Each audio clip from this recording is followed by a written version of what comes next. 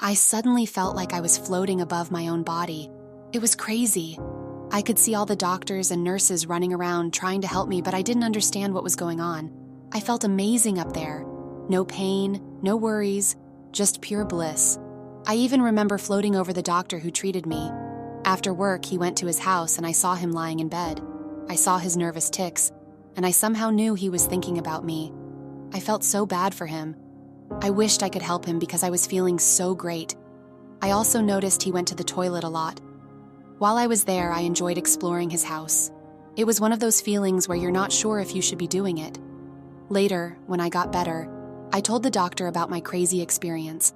I described his house and the furniture, and even mentioned his peeing problem. He was shocked because everything I said was true. When I was fully recovered, I went to visit him. Everything was exactly how I saw it before. At one point, I asked if I could use his bathroom. He got up to show me, but I said, "I've been here before in my out-of-body state." It was so surreal. Now back to my incredible experience.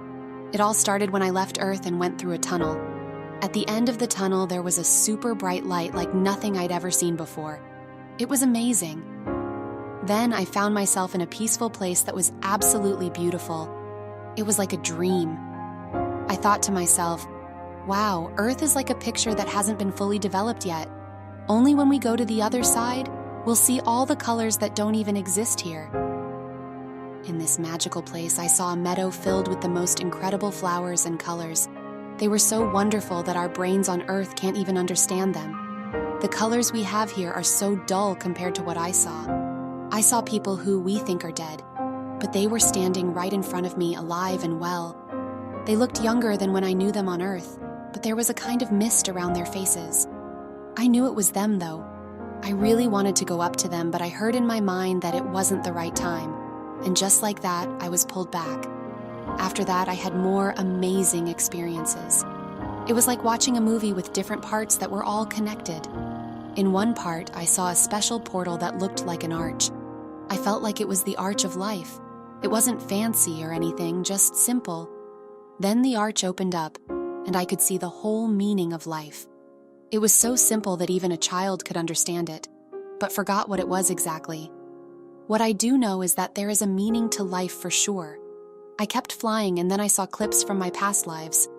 I never really thought about being born again before, but it was like watching a movie of all the different lives I had lived. It was mind-blowing. Even though I grew up in a family that didn't believe in reincarnation, I always felt a connection to Jesus in my heart. I also saw my life in India, and I felt super strong and powerful. I lived in harmony with nature, and it was amazing. But then things got intense, and I found myself in a war, surrounded by dead people. There was an awful smell that made me nauseous. Then, out of nowhere, the dream shifted, and I saw Jesus with his arms wide open. It was like a quick movie scene change. Next thing I knew, I was living in a hut with 5 other beautiful girls. We didn't have any furniture, just mats on the floor. Our job was to please men, but it was all nice and decent. We were in harmony with nature. Suddenly, I was in France, but I was not a nice person. I was really arrogant and dressed fancy. My family and I were about to be executed by a bunch of mean people. They made fun of us and even spit on us. It was so scary. Then, in another scene, I saw the mob carrying a wooden vessel, like they were cleaning up the mess. After that, everything went silent and peaceful. I saw the sun, but that life was a terrible experience. Then a loving being, who I think was Jesus, showed me my current life. The love was so strong that I didn't even want to turn around. It was a really special moment. I got to see my whole life, from the day I was born until I passed out. It was like watching a movie, but I was on the wrong side. I realized that I wasn't as good as I thought I was, and it made me feel really ashamed. But there was this loving being who didn't judge me. Instead, they supported me and showed me love. I saw not only the things I did, but also the thoughts I had. The thoughts were even more important than the actions. That surprised me a lot. I never thought it would be like that. It was kind of scary. While it's great to do nice things for others, but what really matters are the feelings and thoughts we send their way. For example, it's not nice to smile at someone while secretly thinking mean thoughts about them. I learned that what you sow, you will reap. But I realized that I hadn't sown enough good things in my life. That's why I wanted to come back to Earth and finish what I started. There was so much I needed to do to become a better person. It made me feel really ashamed. The most important thing I needed to sow was love. That's the #1 rule for me now. I also got to see the good things I had done. When I was a kid, there was a path near my house where people who were struggling with addiction would hang out.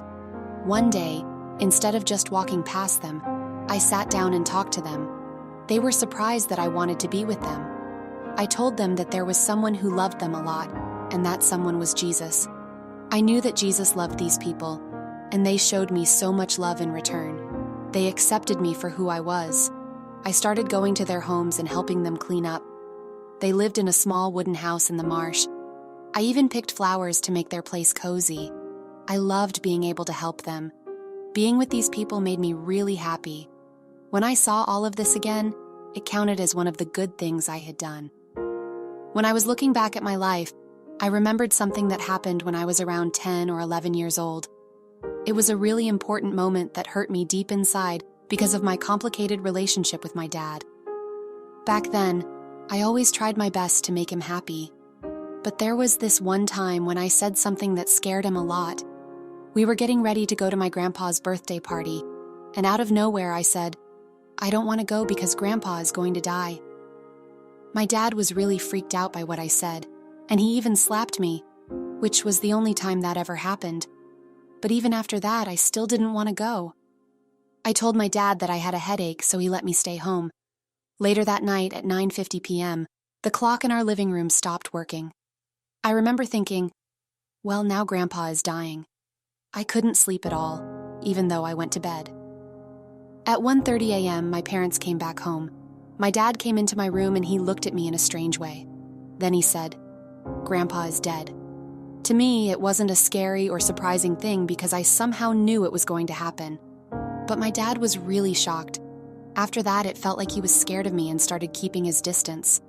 I started feeling emotionally blocked and I did everything I could to make him happy. I didn't understand why he was acting that way, but when I saw my life review, I finally got it. When I was in the spiritual realm, I saw that I had to come back to Earth to finish some important things. There was a loving presence with me, even though I couldn't see it. It was like a spirit or a soul. It showed me what I needed to do in my future life. But I don't remember all the details of what it showed me. When I first woke up, I thought I could handle it. I felt strong because I had someone loving by my side. But then that loving presence disappeared. I was sent back through the same tunnel I had come from. I returned to the hospital room where my body was lying. I was floating near the ceiling, watching the doctors working hard to help me. That's when fear started to creep in. I didn't want to go back to my body. I wanted to stay in the spiritual world where I felt happy and fine. But I had no choice. I had to go back. And it was really tough because it felt like I was trapped in a straitjacket after being able to move freely. I was in terrible pain. I couldn't feel anything else, just pain and spasms. It felt like I had become two different people. On one hand, I was in my body feeling all the pain. On the other hand, I still had all those spiritual experiences inside me, alive and strong. When I returned to my body, I discovered a new ability. I could sense and see what other people were feeling and thinking. It was like having super clear vision. I could see through them and understand their emotions and thoughts. I quickly realized that the doctors at the hospital weren't being honest with me. It frustrated me because I used to believe in authority figures like doctors. But now I could see that they were hiding something. I could see that their words didn't match their true thoughts and feelings. That scared me. I believe that the spiritual stuff that happened to me was meant to help me get through all the tough times with my illness. It's like all the power and experiences that God gave me when I was out of it are still strong in my mind. And that's what's helped me deal with all the awful pain. One time I was in the hospital because I had a bad seizure and hit my head.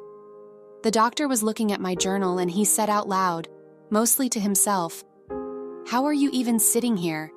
You should be dead." So I told him that if I didn't have all these spiritual experiences that made me believe in Jesus Christ, I wouldn't be sitting here. That made him embarrassed and he quickly went back to reading my journal. I've never once doubted that what I went through was real.